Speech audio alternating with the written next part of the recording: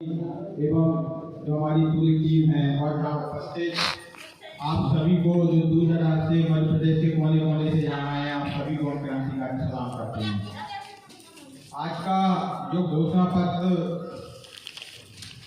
अभी पढ़ा गया था, असल में ये घोषणा पत्र नहीं, ये हमारा अधिकार पत्र है जो इस देश के किसानों को, मजदूरों को, गरीबों को, वंचितों को अधिकार दिलाने का काम करेगा। इस घोषणा पत्र को मैं सुन रहा था, इसको जब मैंने पढ़ा तो मुझे ऐसा लगा कि देश के अंदर जो लड़ाई चल रही है, जो देश को बचाने की लड़ाई चल रही है, संविधान को बचाने की लड़ाई चल रही है, गरीबों के अस्तित्व को बचाने की लड़ाई चल रही है, वंचितों के अस्तित्व को बचाने की लड़ाई चल रही है, भागीदारी की लड़ाई चल रही है, वो सारी लड़ाइयों को मुकाम तक मुकम्मल करने का काम ये घोषणा पत्र करेगा। और मैं अपनी तरफ से इस घोषणा पत्र में दो बातें और कहना चाहता हूँ। असल में जो मनरेगा का जिक्र है, इसमें मनरेगा कुछ अल्प समय के लिए, कुछ ही दिन के लिए ग्रामीण इलाकों में रोजगार देती है। इसे 365 दिन पूरे साल भर सरकार के द्वारा संचालित ग्रामीण इलाके में किया जाए। और जो फैमिली पेंशन की बात है, 5,000 रुपये में, हम सब जानते हैं देश के अंदर इतनी महंगाई है, 5,000 रुपये में कुछ नहीं होता, कम से कम 10,000 रुपये फैमिली पेंशन हमारे किसान परिवारों के लिए होना चाहिए। दोस्तों, मुल्ताई से जो शुरुआत हुई थी, मुल्ताई में जो गोली चालान हुआ था, असल में जब वो गोली चालान हुआ उसके बाद देश के अंदर किसान अधिकार आंदोलन ने जो अपना और तेज रास्ता अपनाया। आज आपने देखा कुछ दिन पूर्व किस तरीके से देश की सरकार को झेलना पड़ा। ये नतीजा था इस मुल्ताई के लोगों के संघर्ष का, 24 किसान शहीदों के संघर्ष का। इस देश के अंदर सब लोग जानते हैं कि चाहे पिछली सरकारें हो, वर्तमान सरकार हो,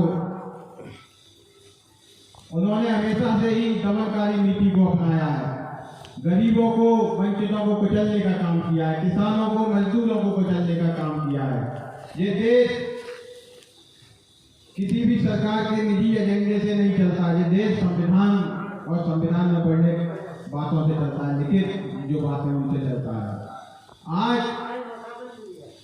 हम इस मंच के माध्यम से आप सबके बीच में से इस देश की सरकार तक, प्रदेश की सरकार तक एक बात पहुंचाना चाहते हैं कि ये जो देश है, ये संविधान में जो 2 शब्द लिखे गए हैं, भारत आकाश इंडिया, हम कसम खाते हैं 24 शहीद किसानों की, हम इनका जो बलिदान है वो जाया नहीं जाने देंगे, बर्बाद नहीं जाने देंगे। उस लड़ाई को आगे तक पहुंचाएंगे और इस देश को अफगानिस्तान और अफगानिस्तान नहीं बनने देंगे।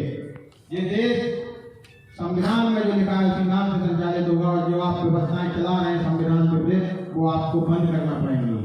ये संघर्ष, जो आपका संघर्ष, देश के किसानों का संघर्ष जो दिल्ली में रहा, जब दिल्ली के और जब किसानों ने कूच किया, जब दिल्ली को घेरने के लिए, दिल्ली में आंदोलन करने के लिए जा रहे थे, तो क्या क्या इस देश की सरकारों ने नहीं किया।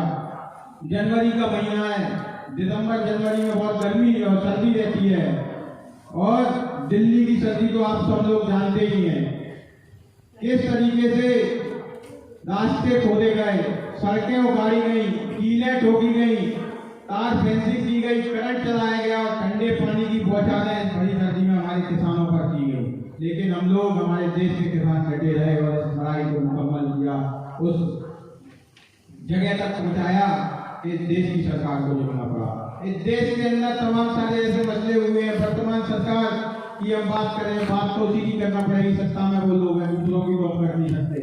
जब से वो इस देश के अंदर निर्वाचित हुई है, एक भी दिन ऐसा नहीं गया जब इस देश को उन्होंने बर्बाद करने का काम न किया और इस देश को कुचलने का, इस देश के संविधान को कुचलने का काम न किया गया हो।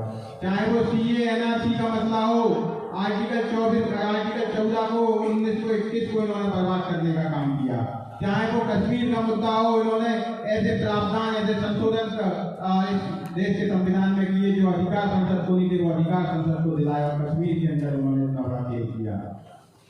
किसान आंदोलन का मुद्दा हो, वो तीनों कृषि कानून थे हो, संसद की व्यवस्था संविधान के अनुरूप होती है, संविधान के अनुरूप संसद का संचालन होता है, लेकिन बिगड़ बहस के जब संसद नहीं चल रही थी, जब उन्होंने वो पारित कर दिए।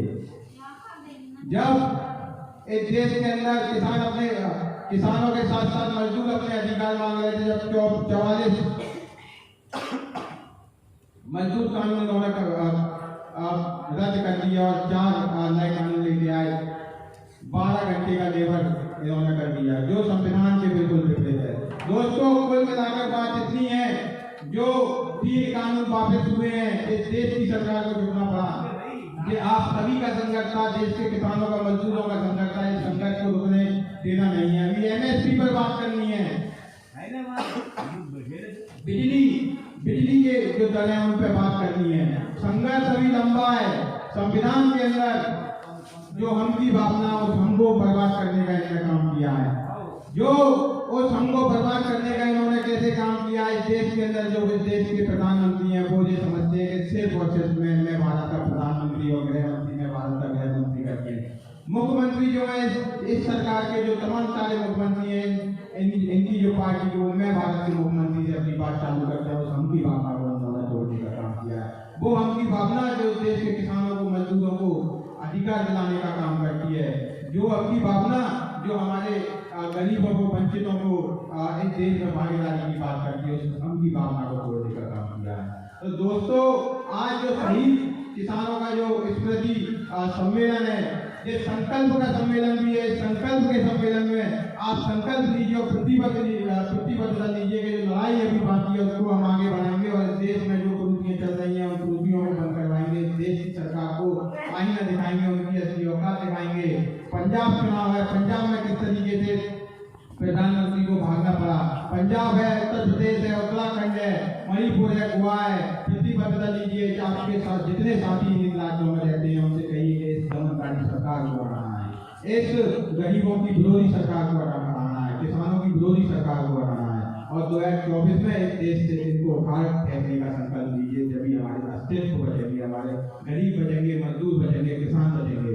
ये इस प्रतिबद्धता के साथ मैं अपनी बात को यही समाप्त करता हूँ। आपने सुना, बहुत बहुत धन्यवाद। जय जवान जय किसान।